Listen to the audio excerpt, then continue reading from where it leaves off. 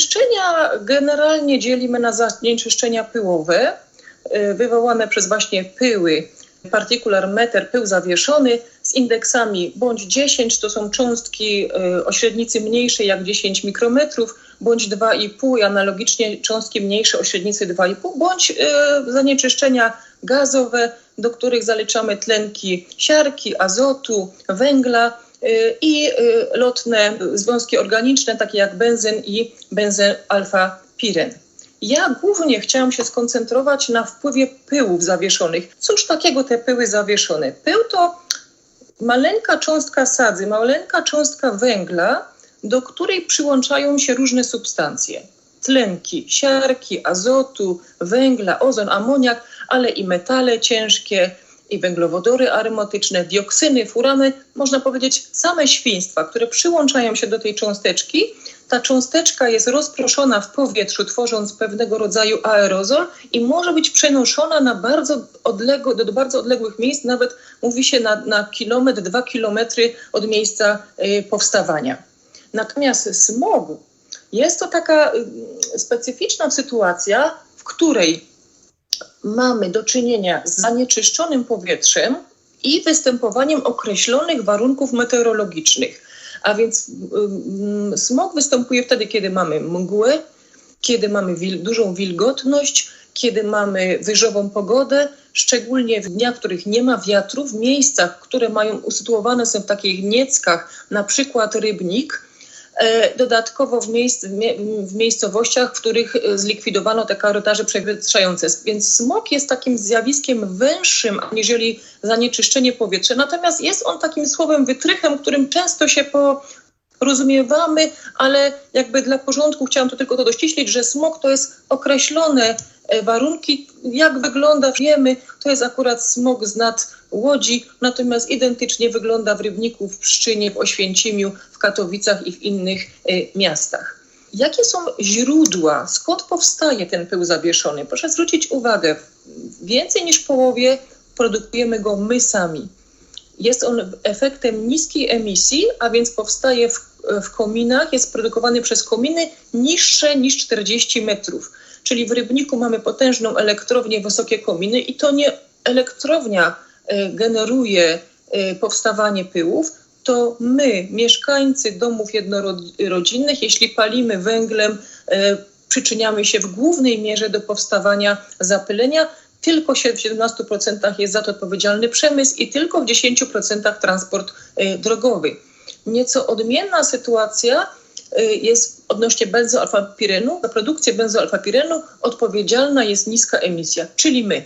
Benzoalfa-piren, przypominam, jest to związek uznany przez Międzynarodową Agencję Badań nad Rakiem za związek o udowodnionym działaniu kancerogennym, o udowodnionym działaniu rakotwórczym. I tutaj chciałam się podzielić z Państwem takim raportem European Environmental Agency. I tutaj widzimy od 1990 roku, jak w Polsce wyglądało stężenie pyłu 2,5. Ono troszeczkę się zmienia, natomiast jego struktura jest ciągle taka sama. Jeśli chodzi o źródło powstawania, to w głównej mierze my, czyli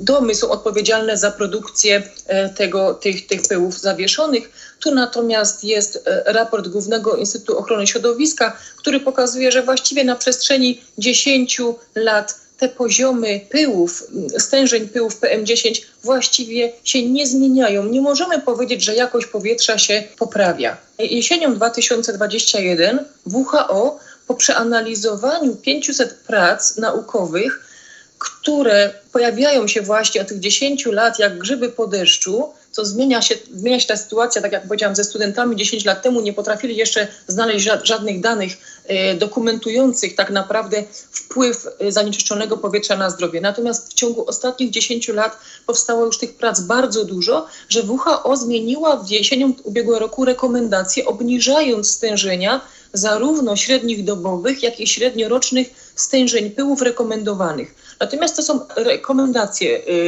WHO. W Polsce to ministerstwo zatwierdza, jaki poziom pyłów jest dopuszczalny, jaki jest poziom informowania, poziom alarmowy. To też się szczęśliwie zmieniło w 2018 roku, bo wówczas poziom alarmowy był 300.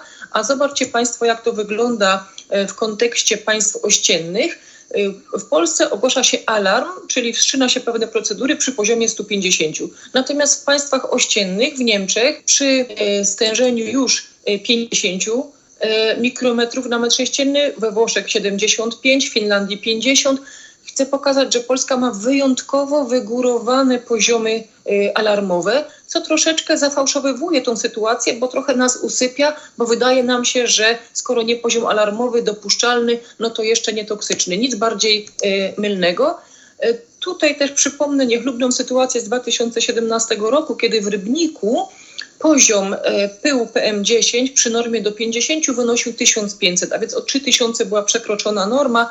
Wtedy pan prezydent miasta zamknął szkoły na 2 dni, natomiast po 2 dniach dzieci miały chodzić do szkoły, natomiast prezydent miasta wtedy wystosował apel, aby dzieci nie były dowożone samochodami do szkół, tylko korzystały z komunikacji miejskiej, co wydaje się być nic bardziej mylnego, bo jak widzimy, to nie samochody są odpowiedzialne za produkcję pyłów, a narażając dzieci na stanie na przystankach i oczekiwania, niestety tym samym stało się tak, że były bardziej narażone na to zanieczyszczone powietrze wówczas. Wszyscy znamy raport WHO, który mówi, że na 50 najbardziej zanieczyszczonych miast w Europie 35 jest w Polsce, 10 niestety na Śląsku. Tu jest raport z 2018 roku, 10 najbardziej zanieczyszczonych miast w Polsce. Wszyscy rozpoznajemy śląskie miasta, mój Rybnik na 2. miejscu i ta sytuacja niewiele się zmieniła. Raport z 2020 roku, ciągle miasta śląskie, małopolskie są na czele tego rankingu. Przybywa innych miast, a to tylko dlatego, że po prostu w coraz większej ilości miast są zakładane czujniki. Natomiast Rybnik jest ciągle w czołówce. Jeszcze gorsza sytuacja jest w odniesieniu do benzoalfapirenu. Normą uznaną w Unii Europejskiej to jest 1 nanogram na metr sześcienny stężenia średniorocznego. I właściwie prawie, że wszystkie kraje w Europie tą normę osiągają. Proszę zobaczyć, Polska natomiast ma średnioroczne stężenie daleko powyżej normy. Przypominam, to jest ten związek o absolutnie udowodnionym rakotwórczym wpływie. I tu również mapa, która nam pokazuje stężenia benzoalfapirenu w Europie, to nie jest mapa geograficzna Polski, to jest po prostu mapa zanieczyszczeń, która pokazuje, że Polska jest krajem na tle całej Europy w najgorszej sytuacji, jeśli chodzi o stężenie tego pierwiastka. Tu jest taki przelicznik. Jeśli w Rybniku stężenie benzoalfapirenu osiąga stężenie 13 nanogramów na metr sześcienny, to znaczy, że każdy mieszkaniec Rybnika, począwszy od noworodka do seniora, tak jakby palił 16 papierosów dziennie. Można sobie taki kalkulator zastosować, który przelicza właśnie, można mu wpisać, jaka jest wartość zanieczyszczeń na zewnątrz i on przelicza, jaka to jest równoważność papierosów wypalonych w danym dniu. Teraz chciałabym przejść do tego wpływu na nasze zdrowie. Po prawej stronie Państwo macie slajd ilustrujący, jaka jest relacja wielkości pyłów do średnicy włosa. Widzimy, że te pyły są kilkanaście, kilkadziesiąt razy ich średnica mniejsza aniżeli średnica włosa. Natomiast mnie najbardziej przekonuje fakt, że najmniejsze pyły, 2,5 mikrometra, mają średnicę o połowę mniejszą niż czerwona krwinka, erytrocyt. Krwinka, która wraz ze strumieniem krwi dopływa do płuc, pobiera z płuc tlen i ten tlen musi doprowadzić do każdej, nawet najodleglejszej komórki naszego ciała. Musi się prześliznąć przez wszystkie zakamarki, pory, bariery i dotrzeć do każdej komórki. Można domniemywać, że pył, który ma średnicę 2 razy mniejszą, również dotrze do każdej komórki. Potwierdzają to badania scentygraficzne ze znakowanym węglem. Jeśli człowiek oddycha zanieczyszczonym powietrzem, po 5-minutowej ekspozycji badaniem scentygraficznym można wykazać obecność tego radioznacznika w każdej komórce ciała. Zanieczyszczenie powietrza ma wpływ globalny na nasz organizm. Oczywiście najczęściej kojarzymy go z układem oddechowym. Wynika to z drogi wprowadzania tych pyłów do naszego organizmu, z drogą inhalacyjną. Zainhalowane pyły, te największe, osadzają się w górnych drogach oddechowych, natomiast te zupełnie maleńkie, 2,5-1 mikrometr, schodzą drogami oddechowymi do pęcherzyków płucnych. Każdy pęcherzyk jest opleciony siatką naczyń krwionośnych, dyfundują do krwi i rozprowadzają się po całym organizmie. Co zanieczyszczone powietrze robi w naszym układzie oddechowym? Każdy organizm zaopatrzony jest w nos. To jest fantastyczny filtr, który działając w normalnych warunkach wyłapuje aż 95% zanieczyszczeń dostających się do naszego organizmu. Jego zadaniem jest to powietrze, które do nas wchodzi, ogrzać, aby ciepłe powietrze dostało się do płuc już z temperaturą około 35 stopni, nawilżyć. To powietrze powinno mieć około wilgotność już 95% wchodząc do naszych płuc i oczyścić. Wyposażony jest taki specjalny nabłonek, który przypomina fale zboża. Takie rzęski falujące, one się poruszają bardzo szybko, nawet do 10 razy na sekundę, a pomiędzy rzęskami są komórki kubkowe produkujące śluz. Ten śluz umiejscawia się na górze tych rzęsek i jak taśmociąg wyłapuje wszystkie zanieczyszczenia i przesuwa je do nosogardła, a następnie my je połykamy. Taki mechanizm organizm sobie wytworzył, aby ochronić płuca przed zanieczyszczeniami. Natomiast jeśli powietrze, którym oddychamy, jest przesycone tymi pyłami, ten mechanizm staje się niesprawny, ulega uszkodzeniu, komórki kubkowe przestają produkować śluz, rzęski ulegają zniszczeniu, wytwarza się stan zapalny.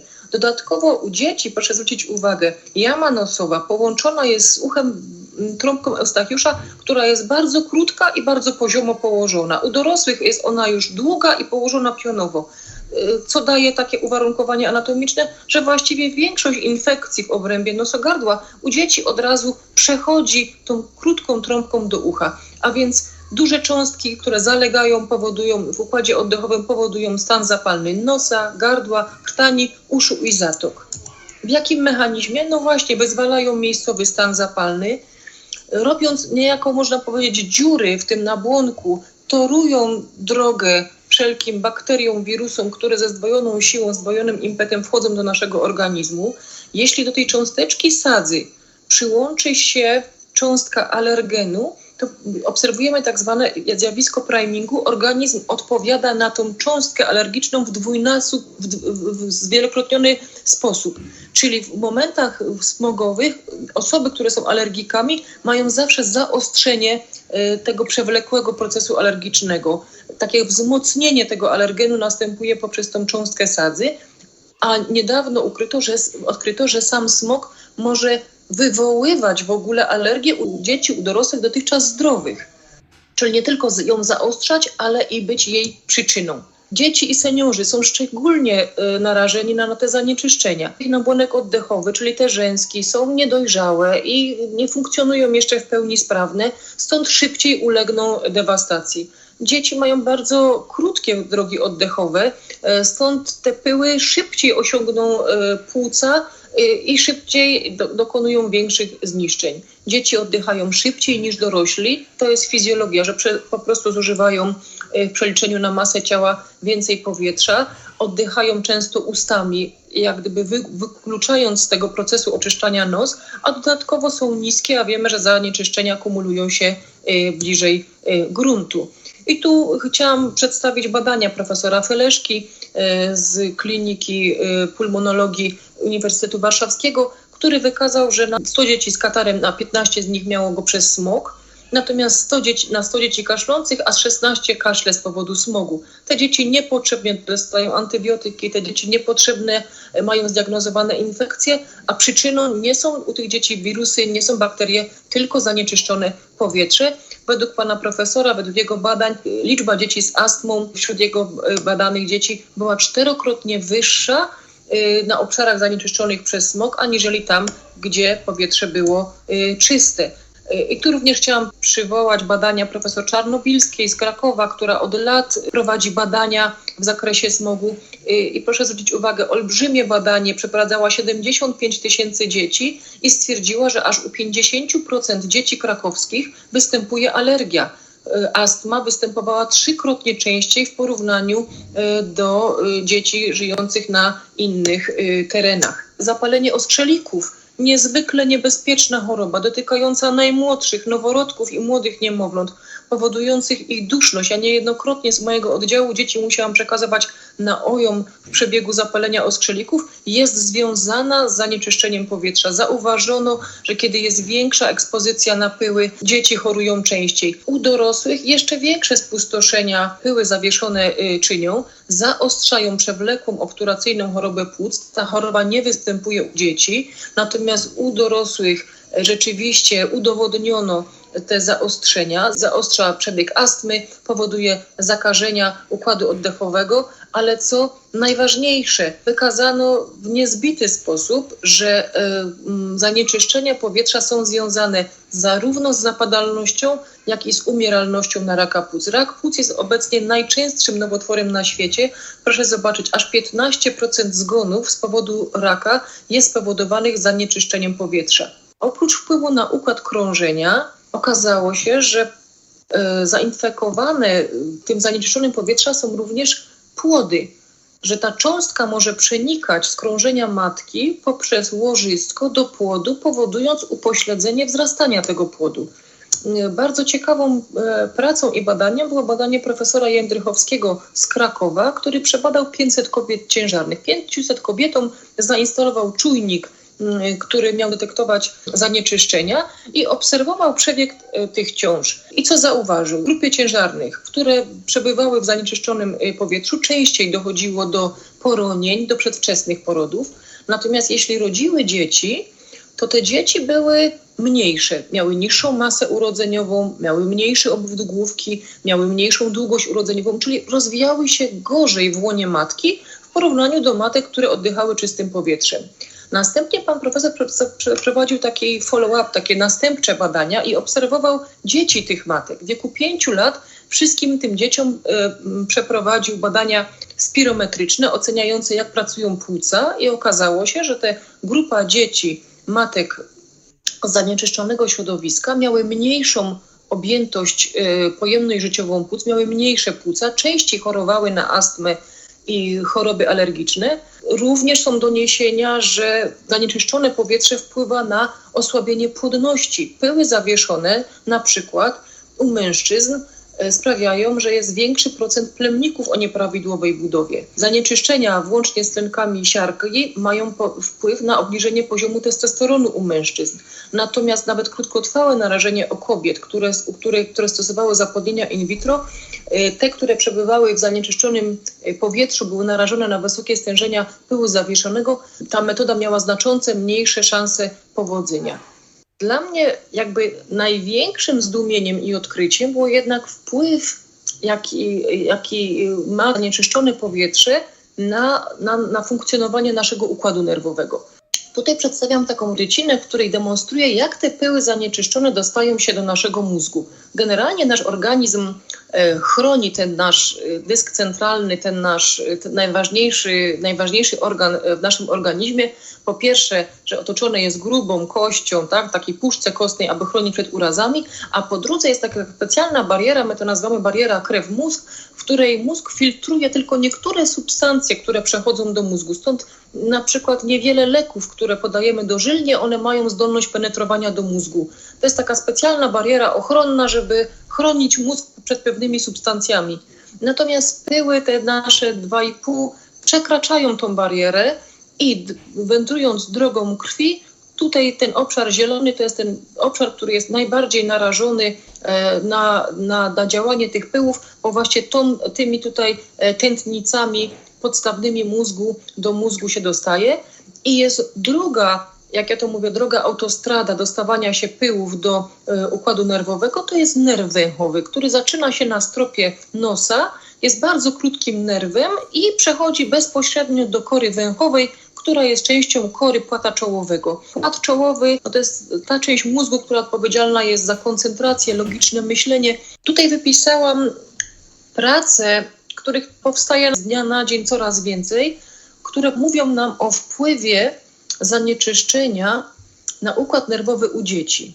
I chciałam tutaj jakby podkreślić z wielką mocą pierwszy punkt, wywoływanie stanów depresyjnych. Jest to absolutnie już teraz udowodnione, że zanieczyszczone powietrze wywołuje depresję u dzieci, u dorosłych. Dzieci, które przebywają w zanieczyszczonym środowisku, mają wyższy poziom niepokoju, wyższy poziom agresji, mają problemy z pamięcią, koncentracją, mają zwiększoną nadpobudliwość, trudniej kontrolują emocje, mają gorsze kompetencje społeczne. Bardzo wiele chorób ze spektrum autyzmu przypisuje się właśnie jako powód ich występowania przebywanie dzieci w zanieczyszczonym środowisku. Tu chciałam przejść do mojej pracy. Wraz ze studentami przeanalizowaliśmy historię dzieci leczonych w ciągu 18 lat. Dzieci, u których był rozpoznany nowotwór mózgu. To jest drugi po Białaczce najczęstszy nowotwór, a ośrodek katowicki jest jedynym ośrodkiem na Śląsku leczącym dzieci z tego schorzenia. Wyciągnęliśmy historię choroby dzieci, wszystkich, które były leczone w naszym ośrodku i po pierwsze przyjrzeliśmy się, z jakich miejscowości te dzieci pochodzą. I okazało się w przeliczeniu, oczywiście to poddaliśmy metodą matematyczną, wyliczyliśmy najpierw taki współczynnik zachorowalności, potem to jeszcze obliczyliśmy standaryzowany do wieku współczynnik zachorowalności, a Śląsk podzieliliśmy umownie oczywiście na jakieś 6 obszarów, z uwagi głównie na zamieszkanie ludności i troszkę ze względu na rozmieszczenie stacji pomiarowych. I oczywiście jest to jakiś wynik orientacyjny, ale okazało się, że ten najwyższy współczynnik rzeczywiście jest w obrębie tej aglomeracji, jak ją nazwaliśmy, rybnicko-jastrzębskiej. Zadaliśmy sobie pytanie, dlaczego tak jest, że te dzieci właśnie z naszego rejonu chorują częściej, aniżeli dzieci z Katowic, z Gliwic. Pozyskaliśmy wyniki stężeń średniorocznych w tym przedziale czasowym z Wojewódzkiej Stacji Ochrony Środowiska pyłów 2,5, 10, PM10, tlenku azotu, benzynu, benzoalfapirenu i wykazaliśmy, że najwyższe stężenia, te wyliczone średnie, były w obszarze znowu tym rybnickim, zarówno to dotyczy pyłów 2,5, PM10, i tu metodami matematycznymi wykazaliśmy bardzo silną korelację, czyli taką zależność pomiędzy zachorowalnością na nowotwory a stężeniem tych pyłów. Również benzoalfapiren okazał się być najbardziej wyrażony właśnie w naszym rejonie, natomiast tej korelacji nie stwierdziliśmy. Odnośnie tlenku azotu, który przypominam powstaje jako efekt spalin samochodowych, wykazaliśmy, że stężenie tego czynnika było największe w rejonie sosnowickim i katowickim i to by się zgadzało rzeczywiście, bo natężenie ruchu drogowego jest najsilniejsze w tych obszarach, natomiast nie stwierdziliśmy tutaj zależności, jeśli chodzi o zachorowalność. Tak więc w wynikach stwierdziliśmy dodatnie istotne statystycznie korelacje pomiędzy tym współczynnikiem zachorowalności a stężeniami tych pyłów. To, na co chciałam też bardzo zwrócić uwagę, to powiązanie zanieczyszczenia powietrza z chorobami psychicznymi. Bardzo wiele prac ostatnim czasu się ukazuje i proszę zwrócić uwagę, to są również prace na bardzo dużych już populacjach. 150 milionów, prawie miliona Duńczyków przebadano i stwierdzono, że jest zależność pomiędzy zanieczyszczeniem powietrza a powstawaniem choroby dwubiegunowej, depresji, schizofrenii i zaburzeń osobowości. Te choroby psychiatryczne, one mają zawsze 2 podłoża, genetyczne i środowiskowe, czyli musi mieć ktoś pewną predyspozycję genetyczną i czynniki środowiskowe triggerujące, wyzwalające. Jednym z tych czynników absolutnie jest zanieczyszczenie powietrza. Nie wiem, czy Państwo jako nauczyciele obserwujecie to, że coraz więcej dzieci trafia z naprawdę chorobami psychicznymi, z depresją.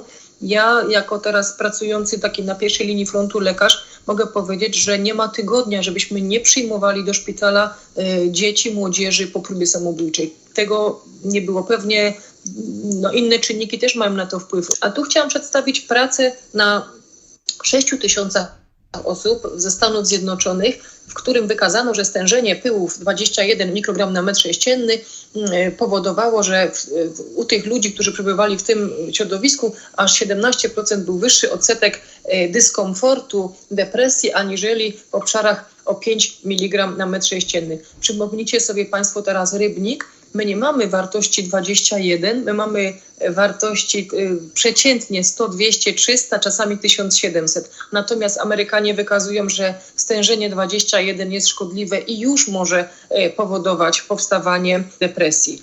Zanieczyszczenie szkodzą nie tylko rozwijającym się płucom, ale mogą również trwale uszkodzić mózg, a tym samym zagrozić przyszłości dzieci. To jest wypowiedź dyrektora UNICEF-u, z którą się absolutnie zgadzam. Uczeni z Kalifornii udowodnili, że smog zwiększa aż o 92% zachorowanie na chorobę Alzheimera. I tu również prace pokazujące związek zanieczyszczonego powietrza z chorobami psychicznymi, psychiatrycznymi. To jest obecnie, wydaje mi się, plaga. Podobnie z COVID-em. Jak grzyby po deszczu pojawiają się teraz prace pokazujące związek COVID-u z zanieczyszczonym powietrzem. Wzrost zanieczyszczenia powietrza zaledwie o 1 mikrogram na metr sześcienny jest powiązany z 15% wzrostem śmiertelności na COVID. Badania włoskie wykazały, że koronawirus pojawił się równocześnie w Lombardii i w Rzymie. Natomiast w Lombardii rozprzestrzenił się niesamowicie szybko. Dlaczego? Bo tam również poziom zanieczyszczonego powietrza jest bardzo wysoki. Tak więc wysnuto wniosek, że to zanieczyszczone powietrze miało przyczyniać się do tego rozprzestrzeniania się. Narażenie na smog zwiększa ryzyko infekcji SARS-CoV i spowodowanego nią zgonu. Taki ranking belgijski, który pokazuje, że gdybyśmy się zastosowali do norm WHO-wskich co roku, to zobaczcie Państwo, to jest jakby specjalnie dedykowane naszemu rejonowi badanie. Miasta Górnego Śląska zostały połączone i jest powiedziane, że gdybyśmy powietrze oczyścili i dostosowalibyśmy się do norm WHO-wskich, co roku można by uniknąć około 2000, przeszło 2000 zgonów na Śląsku. Dane dla mnie porażające. Oprócz aspektu zdrowotnego pamiętajmy o aspekcie ekonomicznym. Smog kosztuje. Kosztują hospitalizacje, kosztują leki, kosztują dni nieobecności w pracy. Każdy obywatel rocznie płaci za smog 1600 do 3500 zł. Mapa pokazująca stężenie pyłu zawieszonego 2,5 w Stanach Zjednoczonych. Na przestrzeni tych lat proszę zobaczyć, jak poradzono sobie ze smogiem. Powietrze jest znacznie lepszej jakości. Podobnie w Irlandii, podobnie w Australii. Pewne rozwiązania doprowadziły do redukcji pyłów zawieszonych, a co spowodowało spadek śmiertelności, spadek chorób układu krążenia, spadek ilości chorób układu oddechowego. A w Polsce, a na Śląsku edukacja jest najsilniejszą bronią, jaką można użyć do zmiany świata. Myślę, że wszyscy jesteśmy za to odpowiedzialni, jako nauczyciele, jako lekarze. Tak, jesteśmy wszyscy zobligowani do edukacji. Oczywiście samą edukacją nie uczynimy Śląska czystym. Potrzebne są rozwiązania systemowe, finansowe, legislacyjne. Natomiast to, co my możemy zrobić, tą naszą cząstkę, którą możemy jakby dołożyć do tej zmiany, to jest edukacja. Edukacja dzieci, żeby wiedziały o tych zagrożeniach, aby uczyły swoich rodziców, swoich dziadków, czym palić w piecach, jak palić. Na koniec takich 5 wskazań odnośnie działań ochronnych. Bardzo zachęcam do tego, aby zainstalować sobie na komórce aplikacje typu kanarek czy jakość powietrza i bezpośrednio przed wyjściem sprawdzać tą jakość powietrza. Kiedy są dni, w których smog jest bardzo nasilony, kiedy powietrze jest bardzo zanieczyszczone, nie wychodzić na dwór, a już broń Boże nie uprawiać żadnej aktywności pod postacią joggingów czy jazdy na rowerze. Starać się oddychać przez nos właśnie z uwagi na to, że on jest takim naturalnym filtrem. Oczywiście stosować maskę. Po przyjściu można wypłukać usta. Zachęcamy również do stosowania oczyszczaczy powietrza wewnątrz domu, bo pamiętajmy, że wewnątrz domu tylko stężenie jest o 30% mniejsze aniżeli na zewnątrz. Także jeśli nie mamy oczyszczacza, no to i tak w środku mamy bardzo duże stężenie tego zanieczyszczonego powietrza. Ograniczaj niską emisję, czyli świeć przykładem i zachęcaj innych. Musimy pomóc dzieciom, bo one nie potrafią same walczyć. I tu widzę tą moją odpowiedzialność. Patriota to jest ten, który jest odpowiedzialny, czuje się odpowiedzialny za swój heimat. No i w tym kontekście myślę, że musimy o tym mówić, musimy edukować i działać. Dziękuję ślicznie za uwagę.